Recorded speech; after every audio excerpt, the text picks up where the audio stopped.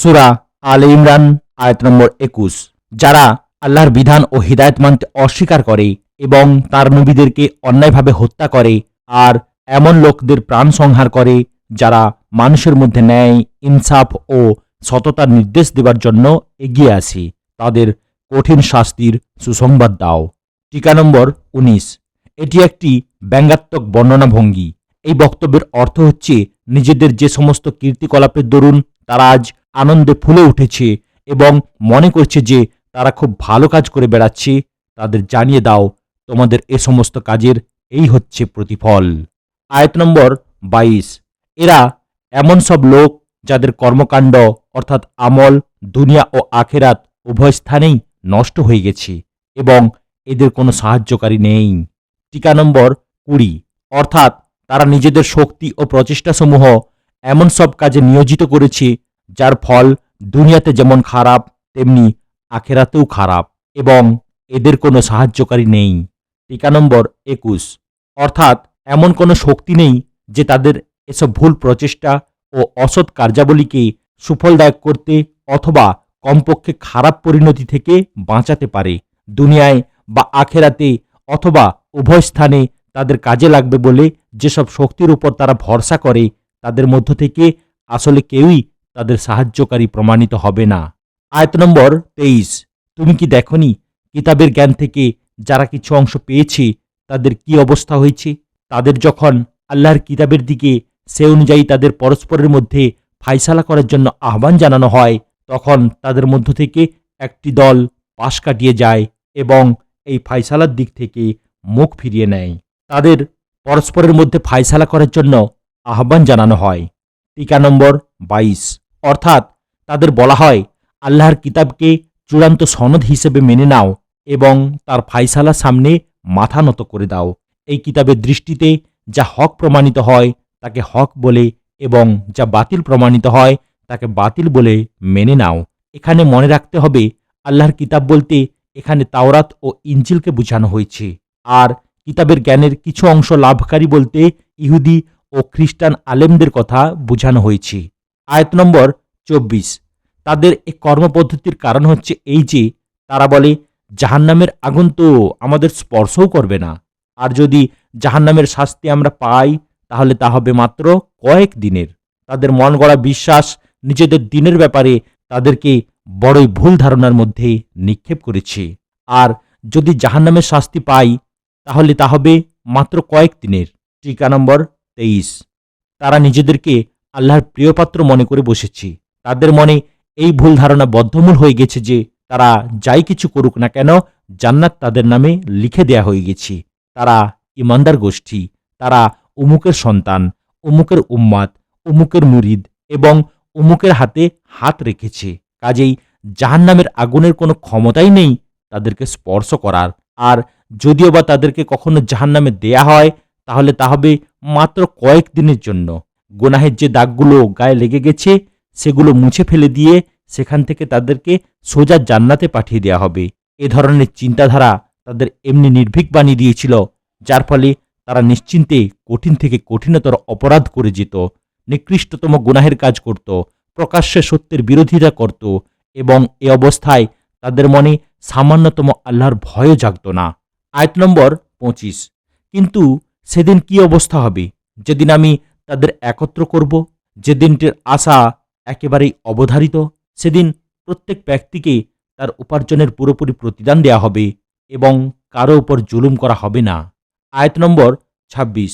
বলো, হে আল্লাহ, বিশ্বজাহানের মালিক, তুমি যাকে চাও রাষ্ট্র ক্ষমতা দান করো এবং যার থেকে চাও রাষ্ট্র ক্ষমতা ছিনিয়ে নাও।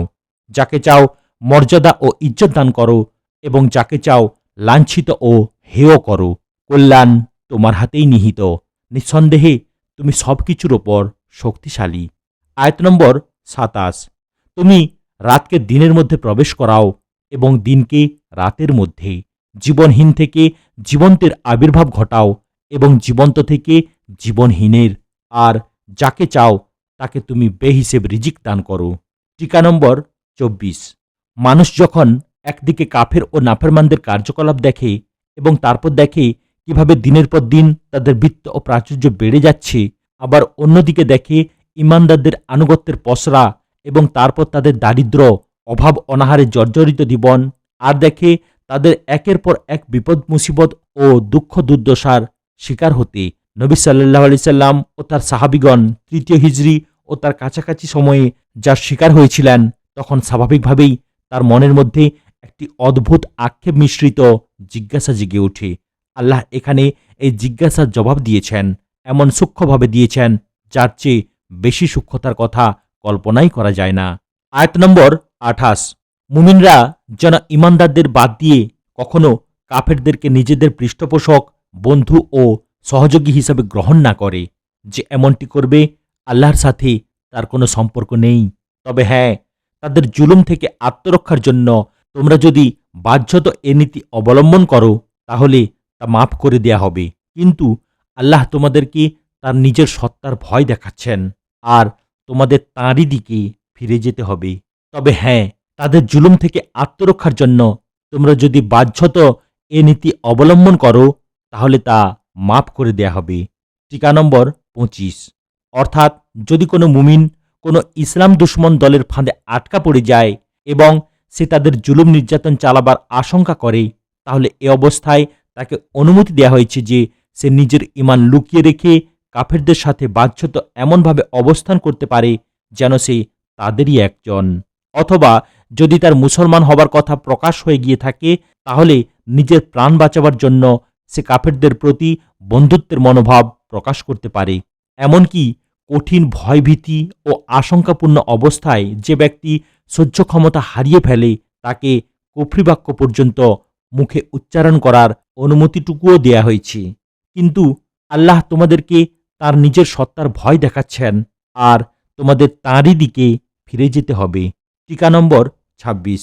অর্থাৎ মানুষের ভয় যেন তোমাকে এমনভাবে আচ্ছন্ন না করে ফেলে যার ফলে আল্লাহর ভয় মন থেকে উবে যায়। মানুষ বড়জোর তোমার পার্থিব ও বৈষয়িক স্বার্থের ক্ষতি করতে পারে, যার পরিসর দুনিয়ার মধ্যেই সীমাবদ্ধ, কিন্তু আল্লাহ তোমাকে চিরন্তন আযাবের মধ্যে নিক্ষেপ করতে পারেন। কাজেই নিজের প্রাণ বাঁচাবার জন্য যদি কখনো বাধ্য হয়ে কাফেরদের সাথে আত্মরক্ষামূলক বন্ধুনীতি অবলম্বন করতে হয় তাহলে তার পরিসর কেবলমাত্র ইসলামের মিশন, ইসলামী জামায়াতের স্বার্থ ও কোনো মুসলমানের ধন প্রাণের ক্ষতি না করেই নিজের জানমালের হেফাজত করে নেওয়া পর্যন্তই সীমিত হতে পারে। কিন্তু সাবধান, তোমার মাধ্যমে যেন কুফর ও কাফেরদের এমন কোনো খেদমত না হয় যার ফলে ইসলামের মোকাবেলায় কুফরি বিস্তার লাভ করে এবং মুসলমানদের উপর কাফেরদের বিজয় লাভ ও আধিপত্য বিস্তারের পথ প্রশস্ত হবার সম্ভাবনা দেখা দেয়। অবশ্যই এ কথা ভালোভাবে জেনে রাখতে হবে, নিজেকে বাঁচাতে গিয়ে যদি তোমরা আল্লাহর দ্বীনকে অথবা মুমিনদের জামায়াতকে বা কোনো মুসলিম ব্যক্তিকে কোনোভাবে ক্ষতিগ্রস্ত করে থাকো অথবা আল্লাহ দ্রোহীদের কোনো যথার্থ খেদমত করে থাকো তাহলে আল্লাহর পাকড়াও থেকে তোমরা কোনো ক্রমেই রক্ষা পেতে পারবে না। তোমাদের তো অবশেষে তার কাছেই যেতে হবে। আয়াত নম্বর 29। হে নবী, লোকদের জানিয়ে দাও তোমাদের মনের মধ্যে যা কিছু আছে তাকে তোমরা লুকিয়ে রাখো বা প্রকাশ করো, আল্লাহ তা জানেন। পৃথিবী ও আকাশের কোনো কিছুই তাঁর জ্ঞানের বাইরে অবস্থান করছে না এবং তার কর্তৃত্ব সবকিছুর ওপর পরিব্যাপ্ত। আয়াত নম্বর 30। সেদিন আসবে যেদিন প্রত্যেক ব্যক্তি তার কৃতকর্মের ফল সামনে উপস্থিত পাবে, তা ভালো কাজই হোক আর মন্দ কাজ। সেদিন মানুষ কামনা করবে, হায় যদি এখনো এই দিন এর থেকে অনেক দূরে অবস্থান করত। আল্লাহ তোমাদেরকে তাঁর নিজের সত্তার ভয় দেখাচ্ছেন, আর তিনি নিজের বান্দাদের গভীর শুভাকাঙ্ক্ষী। টিকা নম্বর 27। অর্থাৎ তিনি আগে থেকেই তোমাদের এমন সব কাজ থেকে সতর্ক করে দিচ্ছেন যা পরিণামে তোমাদের জন্য ক্ষতিকর হতে পারত। এটা তার চরম কল্যাণাকাঙ্ক্ষারী প্রকাশ। আয়াত নম্বর 31। হে নবী, লোকদের বলে দাও, যদি তোমরা যথার্থই আল্লাহকে ভালোবাসো তাহলে আমার অনুসরণ করো। আল্লাহ তোমাদের ভালোবাসবেন এবং তোমাদের গুনাহ মাফ করে দেবেন। তিনি বড়ই ক্ষমাশীল ও করুণাময়। তাদেরকে বলো, আল্লাহ ও রাসূলের আনুগত্য করো। আয়াত নম্বর 32। তারপর যদি তারা তোমাদের এ দাওয়াত গ্রহণ না করে তাহলে নিশ্চিতভাবেই আল্লাহ এমন লোকদের ভালোবাসবেন না যারা তাঁর ও তাঁর রাসূলদের আনুগত্য করতে অস্বীকার করে। টিকা নম্বর 28। প্রথম ভাষণটি এখানেই শেষ হয়েছে। এর বিষয়বস্তু, বিশেষ করে এর মধ্যে বদর যুদ্ধের দিকে যে ইঙ্গিত করা হয়েছে তার বর্ণনাভঙ্গি সম্পর্কে চিন্তা করলে এই ভাষণটি বদর যুদ্ধের পরে এবং ওহুদ যুদ্ধের আগে অর্থাৎ 3য় হিজরিতে নাজিল হয়েছিল বলে প্রবল ধারণা জন্মাবে। মুহাম্মদ ইবনে ইসহাকের বর্ণনা থেকে সাধারণ লোকদের এই ভুল ধারণা হয়েছে যে এই সূরার প্রথম 8টি আয়াত নাজরানের প্রতিনিধি দলের আগমনের সময় হিজরি 9 সনে নাজিল হয়েছিল। কিন্তু প্রথমত এই ভূমিকা হিসেবে প্রদত্ত ভাষণটির বিষয়বস্তু পরিষ্কারভাবে একথা তুলে ধরেছে যে এটি তার আগেই নাজিল হয়ে থাকবে। দ্বিতীয়ত মুকাদ্দিল ইবনে সুলাইমানের রেওয়ায়েতে একথা পরিষ্কার করে বলা হয়েছে যে নাজরানের প্রতিনিধি দলের আগমনের সময় কেবলমাত্র হজরত ইয়াহিয়া আলাইসাল্লাম ও হজরত ঈসা আলাইসাল্লামের বর্ণনা সম্বলিত 30টি বা তার চেয়ে কিছু বেশি আয়াত নাজিল হয়েছিল। আয়াত নম্বর 33। আল্লাহ আদম, নূহ, ইব্রাহিমের বংশধর ও ইমরানের বংশধরকে সমগ্র বিশ্ববাসীর ওপর প্রাধান্য দিয়ে তাঁর রেসালাতের জন্য মনোনীত করেছিলেন। আল্লাহ। টিকা নম্বর 29। এখান থেকে দ্বিতীয় ভাষণটি শুরু হচ্ছে। নবম হিজরি সনের নাজরানের খ্রিস্টীয় প্রজাতন্ত্রের প্রতিনিধি দল রাসূলুল্লাহ সাল্লাল্লাহু আলাইহি সাল্লামের দরবারে হাজির হবার পর এই অংশটি নাজিল হয়েছিল। হিজাজ ও ইয়ামনের মাঝখানে নাজরান এলাকা অবস্থিত। সে সময় এলাকায় 72টি জনপদ ছিল। বলা হয়ে থাকে এই জনপদগুলো থেকে সে সময় 1,20,000 যুদ্ধ করার যোগ্যতা সম্পন্ন জওয়ান বের হয়ে আসতে পারত। এলাকার সমগ্র অধিবাসী ছিল খ্রিস্টান। 3 জন দলনেতার অধীনে তারা শাসিত হতো। একজনকে বলা হতো আকেব, তিনি ছিলেন জাতীয় প্রধান। দ্বিতীয়জনকে বলা হতো সাইয়েদ, তিনি জাতির তামাদ্দনিক ও রাজনৈতিক বিষয়গুলো দেখাশোনা করতেন। তৃতীয়জনকে বলা হতো উস্কুপ বা বিশপ, তিনি ছিলেন ধর্মীয় বিষয়ের ভারপ্রাপ্ত।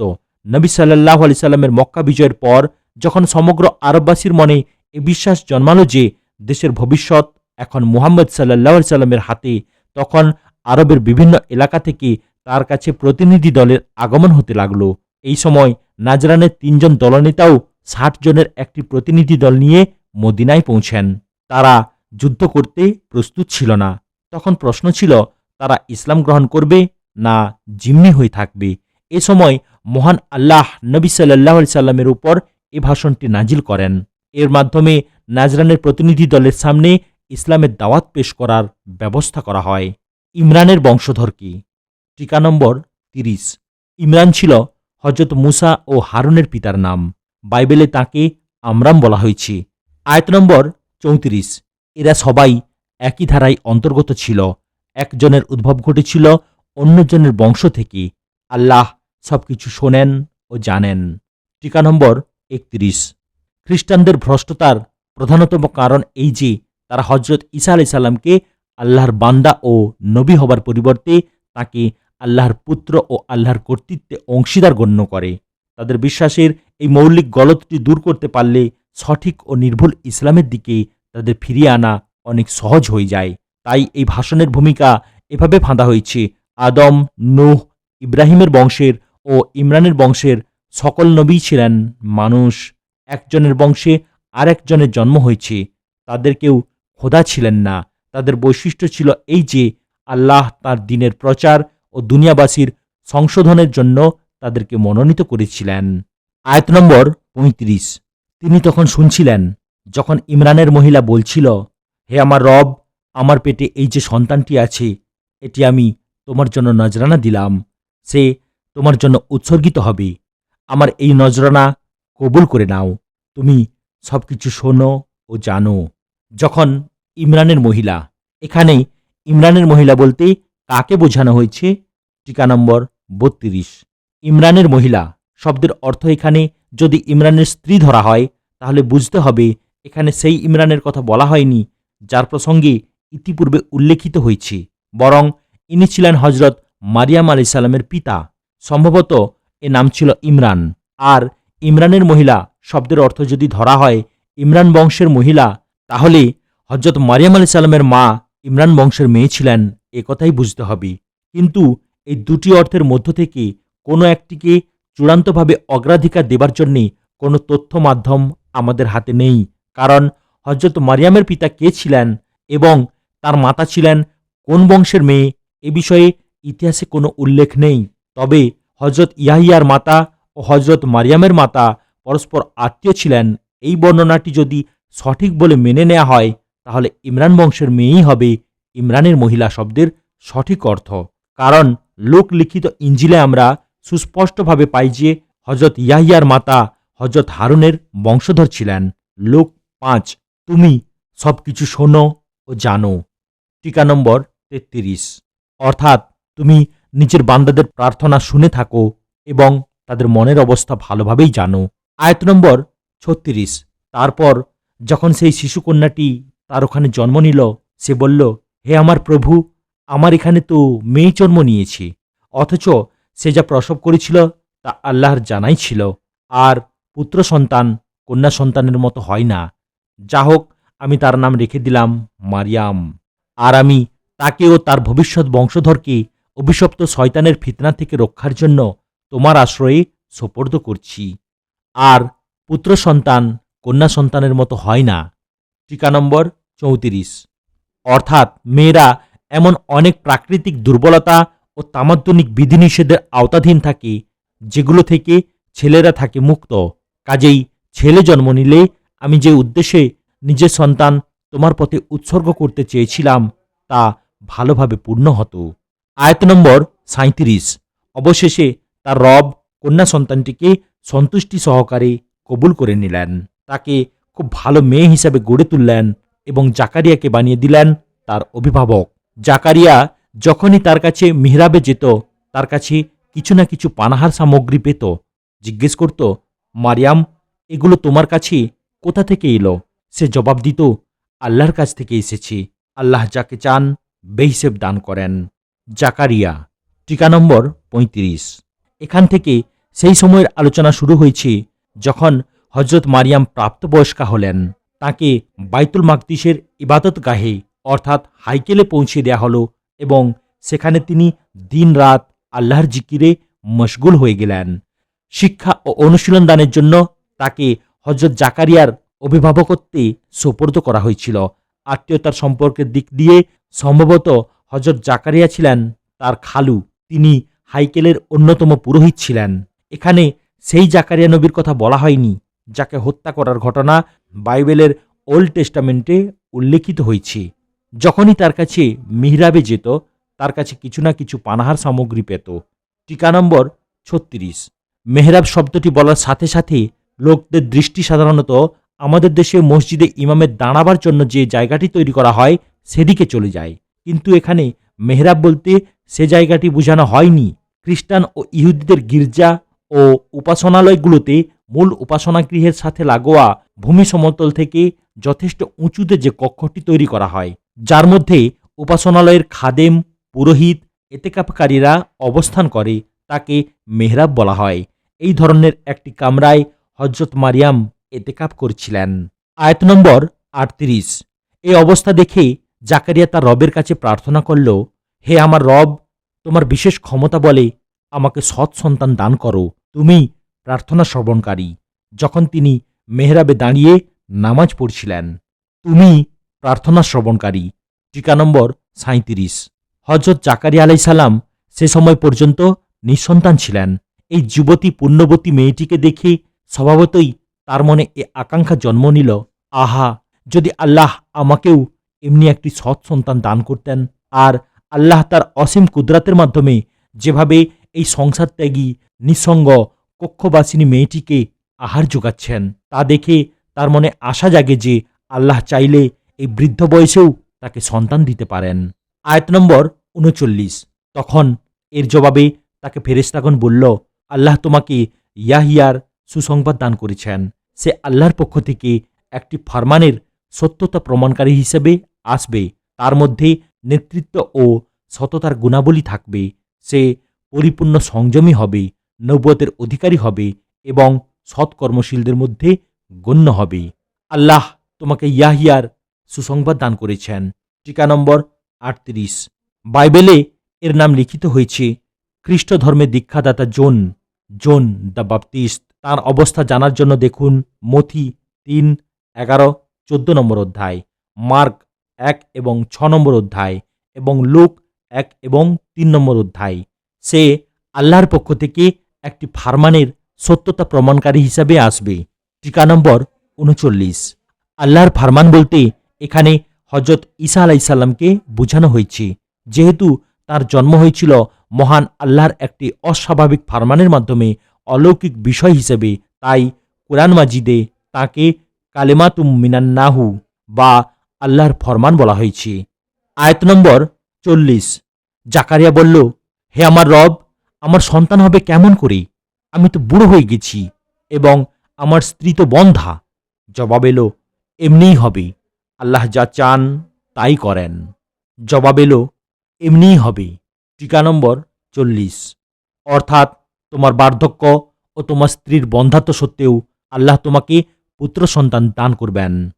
আয়াত নম্বর 41 আরজ করল, হে প্রভু, তাহলে আমার জন্য কোনো নিশানি ঠিক করে দাও।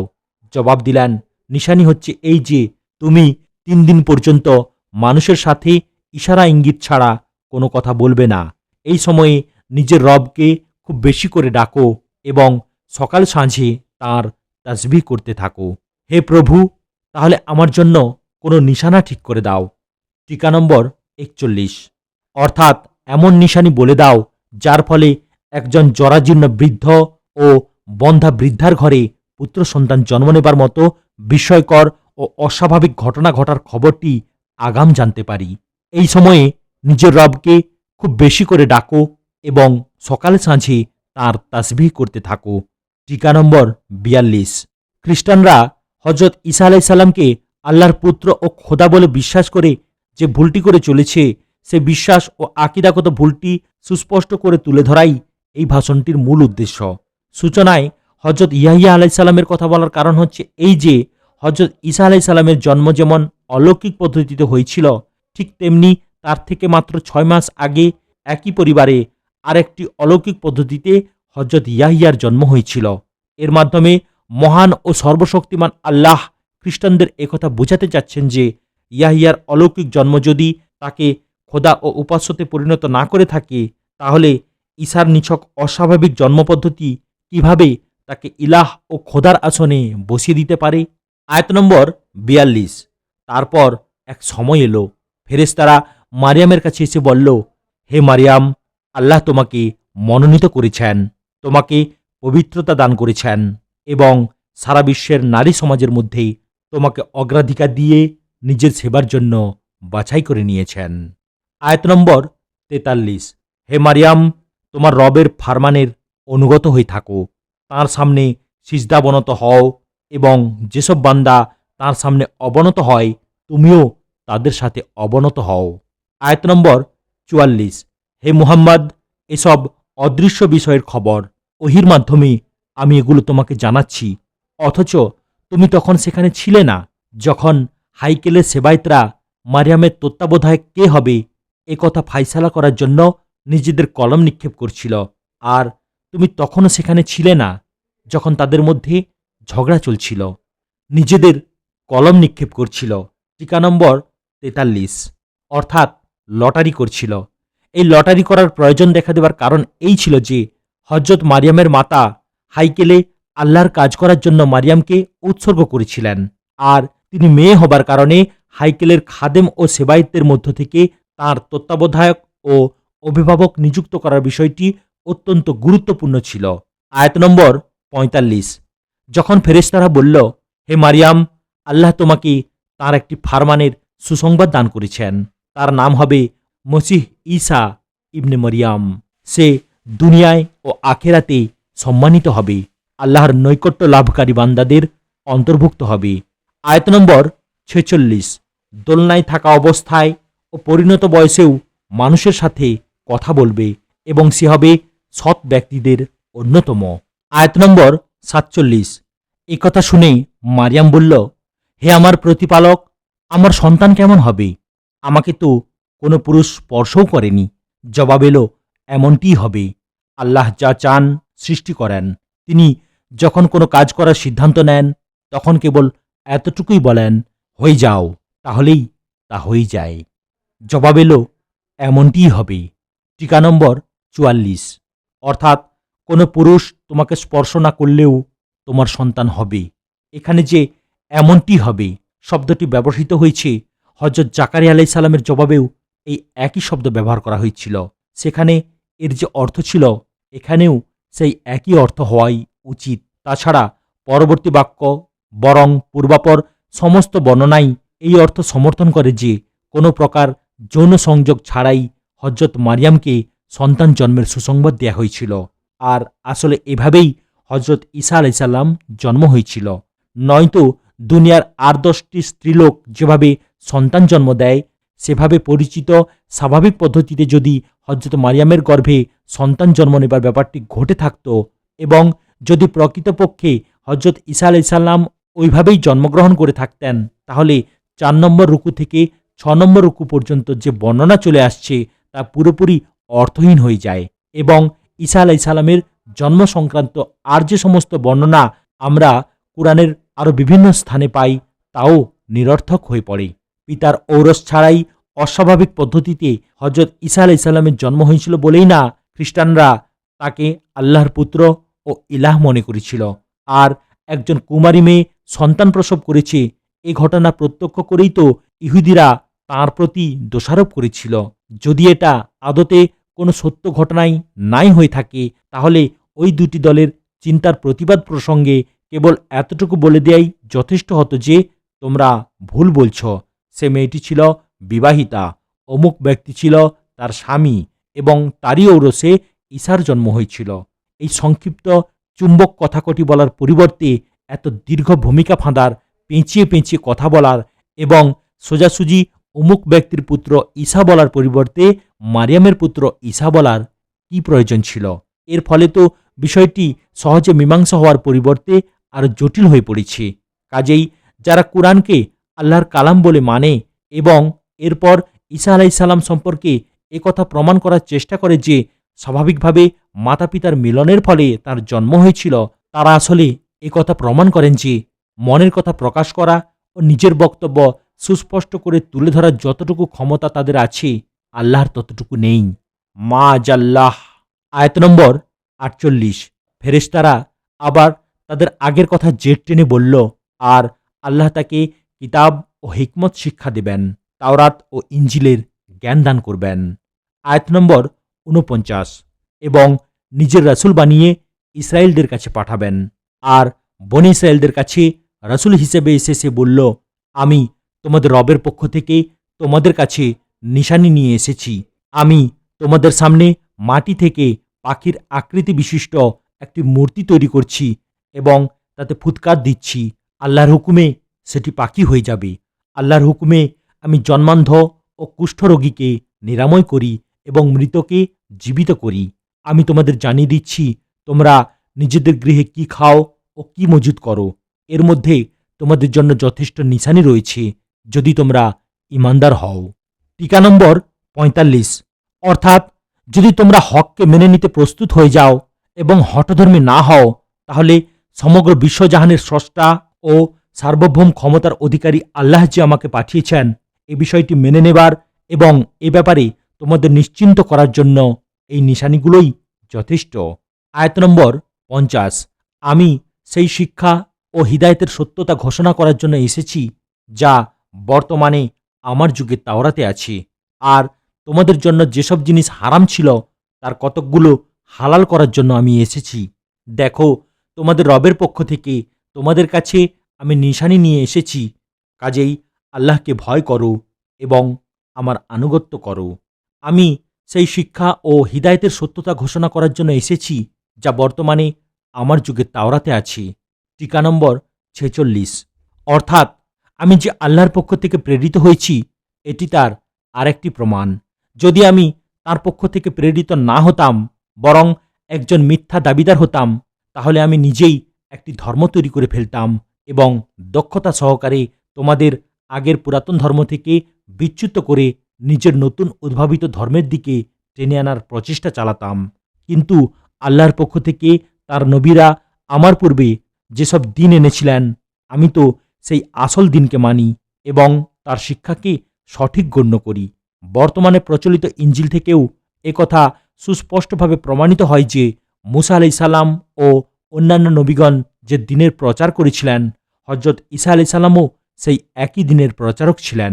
যেমন মথির বর্ণনা মতে পাহাড় থেকে প্রদত্ত ভাষণে ঈসা আলাইহিস সালাম পরিষ্কারভাবে বলেছিলেন, একথা মনে করো না যে আমি তাওরাত বা নবীদের কিতাব রহিত করতে এসেছি।